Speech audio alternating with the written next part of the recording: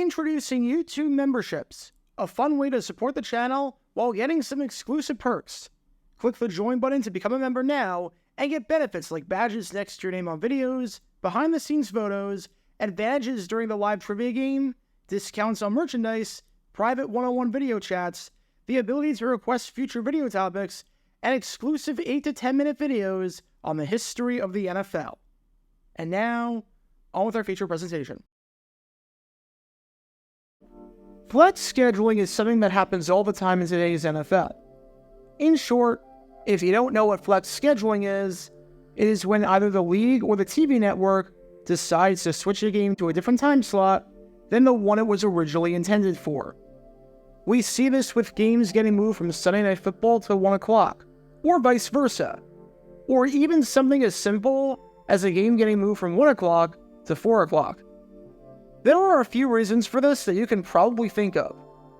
One of the obvious ones is that games get moved around because of their meaning. Football is a ratings game, and you want to maximize the number of people that will watch a game. And one of the ways you do that is by showing meaningful matchups in good time slots. It's the same reason that, at the end of the season, you don't see two teams with 3 wins playing on Sunday Night Football. Games also get moved around because of competitive reasons, like a game was projected to be good, but then a star player was ruled out for the rest of the season, and now it's likely not going to be as good. They can get moved for scheduling conflict reasons, like an issue with the stadium or the weather, and can get moved for a whole host of other reasons as well. But now, I want you to imagine a scenario where a game gets flexed to an objectively worse spot by a TV network, and the network in question is saying that this is a good thing for the team. Don't get insulted. We're just giving you a compliment by doing this. What do I mean by this? Imagine CBS having the New York Jets on at 4:25, and then flexing the game to 1 o'clock, and instead of giving them Jim Nantz and Tony Romo, giving them Spiro Didis and Adam Archuleta. And a CBS spokesman says, the Jets are a good team, and that's why we're doing this. This should be seen as a compliment for them, because now they'll be seen by more people. Don't take it the wrong way. We're doing this to enhance their viewership and show them off to the whole country, even though you know that is a complete load of nonsense. Well, in 1998, Fox was stupid enough to try that with the team that you've been watching this whole time, the Atlanta Falcons. And oh man, did their explanation make no sense whatsoever? And did it leave people confused a quarter century later? Because prior to a 1998 game between the Atlanta Falcons and the Detroit Lions, something bizarre happened that we need to take a deep dive into today. Because this is the story behind one of the craziest and dumbest Fox broadcasting controversies of the 1998 NFL season. Before I talk about the actual incident in question, we need some context to understand the importance of this scheme and its significance on the NFL. It's December 20th, 1998. It's week 16 of the NFL season, and as we're heading down the home stretch, we've got an NFC battle on our hands up at the Pontiac Silverdome between the Atlanta Falcons and the Detroit Lions. For the Lions, who enter this one at 5-9, this game means nothing. Their season is pretty much done. But for the Falcons? Well, this game is absolutely huge, especially since they'll have to do it without their head coach, Dan Reeves, who was undergoing quadruple heart bypass surgery. Atlanta entered this game with a 12-2 record, which meant that they led the NFC West by 1 game over the 11-3 San Francisco 49ers. Win this game, and not only do you get 1 step closer to winning your first division title since 1980, but you also get 1 step closer to getting a first-round bye, and maybe even the number 1 seed depending on what the 13-1 Minnesota Vikings do the rest of the way.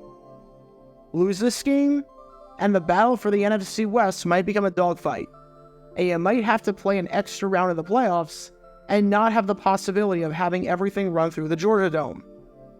And this game was so important that Fox, realizing the significance of this game, decided to do some flex scheduling work, and they moved the game from its original time slot of 1 o'clock Eastern to the later time slot of 4:15. Alright, on the surface, without any additional information, this seems like a good thing for Atlanta, right? Fox had a doubleheader that week, so moving the game to the later slot is, on paper, a good thing. Usually, when a game is on in the second part of a doubleheader, that means it's a pretty good contest. Fox had 5 games scheduled for that Sunday. They also had a Saturday afternoon game that was stuck no matter what, which was a game between Tampa Bay and Washington. The 5 Sunday games were the St. Louis Rams against the Carolina Panthers and the San Francisco 49ers against the New England Patriots at 1 o'clock, and the Philadelphia Eagles against the Dallas Cowboys and the New Orleans Saints against the Arizona Cardinals at 4:15. Falcons-Lions was originally going to be a 1 o'clock game, going up against Rams-Patriots and Panthers-49ers, but now was going to be a 4:15 game, going up against Cowboys-Eagles and Saints-Cardinals. So Fox still had a 2-3 split with the times, but they just swapped which time slot had which games. Said Lou DiErmilio, a Fox publicist, on the switch, "It was done from a programming standpoint. We felt the early game between the 11-3 49ers and the 8-6 Patriots was strong enough by itself to be a large attraction, and will go to 76% of the country. But we had a desire to have a strong team in the late time slot. Actually, it's a compliment to the Falcons." Translation: 49ers-Patriots was going to be the national 1 o'clock game, and understandably so. But we still love what the Falcons are doing this season, so we moved them to 4 o'clock and moved them to the later window. We're doing them a favor. And on the surface, this seems to be a complete non-story and a complete non-issue, right? However, let's think about this for more than 5 seconds, and you realize that this publicist trying to spin this as a positive thing for the Falcons is absolutely insulting. Because the 4:15 national game was definitely not going to be Falcons-Lions. The 4:15 national game, as you probably would have guessed, was going to be this game right here between the Dallas Cowboys and the Philadelphia Eagles. The Cowboys are 1 game up on the Cardinals for the lead in the NFC East, so this is a big game for them. Cowboys-Eagles is one of the greatest rivalries in the NFL. The Cowboys have the largest fan base in the NFL and always draw massive ratings. So you're not exactly moving Falcons-Lions to this time slot so that it can be shown in front of a national audience. Which raises the question, who is seeing this game? Now, there were no TV maps back in 1998 the way that there are today, courtesy of 506 Sports. So this is an inexact science. But I've done enough of these where I have a pretty good gauge of what each part of the country would have shown, with blackouts not being factored in. Let's assume that Falcons-Lions was in its original time slot of 1 o'clock. Here's my guess for how the game would have gone in terms of what parts of the country could watch. Obviously, Patriots-49ers would be seen in the vast majority of the country. You've got the entire Northeast watching that one, and you've got the entire West Coast watching this one. But the South, which is Falcons territory, odds are they care more about the Falcons than they do either the Patriots or the 49ers. The Panthers-Rams game is between a 2-12 team and a 4-10 team, so that means nothing, and will just be shown in Carolina and Missouri. My guess, though, is that you would get, aside from parts of the Midwest due to the Lions, the entire Southeast on this game. So you'd probably have somewhere in the ballpark of 33% of the country able to watch Falcons-Lions on local television. Not bad. Compare that to my guess for what the map looked like for the 4 o'clock slate, where 74% of the country got Cowboys-Eagles, and just 16% of the country got Falcons-Lions, and it's like night and day. The Falcons beat out the Niners and Patriots in terms of ratings for some southern markets. But now that you have the Saints factored into this, and the Cowboys, good luck. If anything, by moving the game to this time slot, you actually reduce the number of people that can watch this game on local TV. At the 1 o'clock slot, This was the second best game, no questions asked.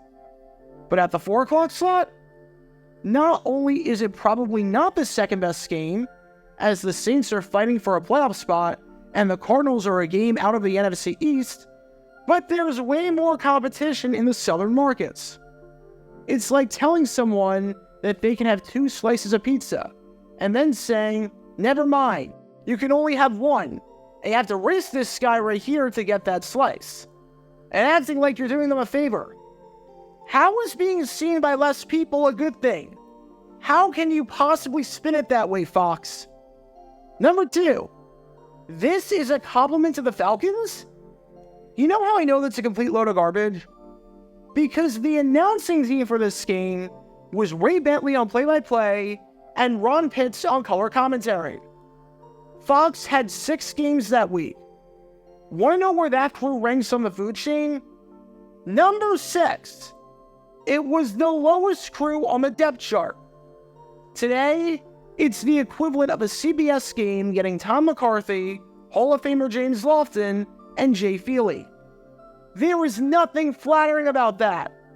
The crew is so low on the depth chart that there were multiple times during the 1998 season where Fox did not have 6 games to air. And because of this, Bentley and Pitts didn't work. If that game stayed at the 1 o'clock window, obviously, they're not getting a top 3 crew. But they absolutely get Tim Ryan's crew or Kenny Albert's crew. They don't get the literal bottom of the barrel. It's like saying they are upgrading by moving to a smaller office, or that your bedroom is getting an upgrade by going from a smart TV to one of those TVs that they rolled out in elementary school when they wanted to show something on VHS. It is not an upgrade, so how you can possibly call it that and say that with a straight face, I don't know, because this is just a flat-out lie on your part. But Falcon fans are not stupid, and they see right through this. So let me get this straight, Fox. You move the game from 1 o'clock to 4:15 because you say it's for the benefit of the Falcons, and that's a compliment for them. Meanwhile, you show them to an even less percent of the country than they would have been shown to at the 1 o'clock slot, and you assign them the literal worst announcing crew that you have. So about that comment that you made, are you sure about that, Fox? Are you really sure about that? You really think you're doing them a favor here? Because it seems like this is the exact opposite of doing them a favor. This is kind of deceiving, don't you think? As for how this game turned out, as you're able to tell with these highlights, the Falcons ended up winning a very close contest, taking it by a final score of 24-17. It was an incredibly even match, with just 10 yards of offense separating the teams.